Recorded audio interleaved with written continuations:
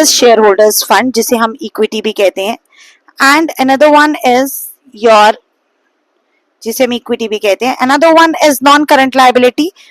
And another one is current liability. देखिए, share holders fund मतलब equity, इसका मतलब है घर का पैसा, घर के पैसे का मतलब है ओनर्स फंड, ओनर्स फंड की यहाँ बात की गई है।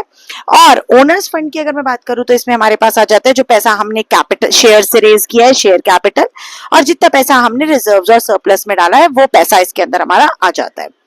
फिर हम बात करते हैं नॉन करंट लायबिलिटीज की, जिसके अंदर हमारी लॉन्ग टर्म बोरोविंग्स आती हैं, जिन्हें हम डिबेंचर्स भी कहते हैं और जिन्हें हम पब्लिक डिपॉजिट्स भी कहते हैं। We call them as public deposits as well as we call them as are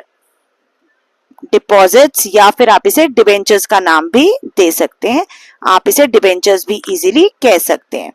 ठीक है, उसके बाद हम बात करते हैं हमारी करंट लायबिलिटीज की। अगर मैं करंट लायबिलिटीज की बात करूं तो करंट लायबिलिटीज में हमारे पास आ जाती हैं बिल्स पेबल, क्रेडिटर्स, हमारे जितने भी अदर करंट लायबिलिटीज, ये सब आ जाती हैं हमारी करंट लायबिलिटीज के अंदर। करंट लायबिलिटीज और नॉन करंट लायबिलिटीज में जिसे डिफरेंस नहीं पता वो मेरी बेसिक्स की वीडियोस देख सकता है, उसमें उसको समझ में आ जाएगा इजीली कि करंट लायबिलिटीज और उसके बीच में क्या डिफरेंस है। अगर मैं बात करूं करंट लायबिलिटी और नॉन करंट लायबिलिटी के बीच के डिफरेंस का, तो डिफरेंस सिर्फ इतना ही है कि जो हमारी करंट लायबिलिटीज होती हैं, करंट लायबिलिटीज हमारी वो होती है जिन्हें हमें 1 साल के अंदर अंदर पे करना है, और नॉन करंट वो होती हैं जिन्हें हमें 1 साल के बाद पे करना है।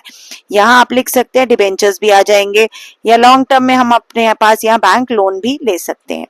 करंट मतलब जिन्हें 1 साल के अंदर पे करना है, जैसे क्रेडिटर का पैसा देना है, किसी बिल पेंडिंग बिल का पैसा देना है, या कोई भी और अदर करंट लायबिलिटी।